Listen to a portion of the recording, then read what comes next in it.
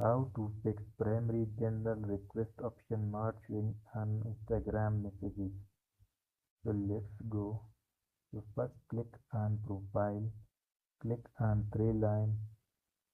Now click on setting.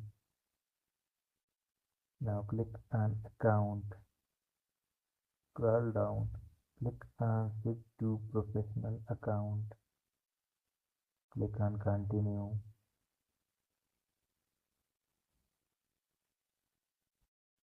Now search your category and click on done. Choose creator and click on next. Now go back.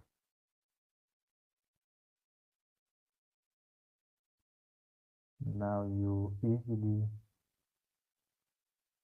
fix your problem. Thanks for watching.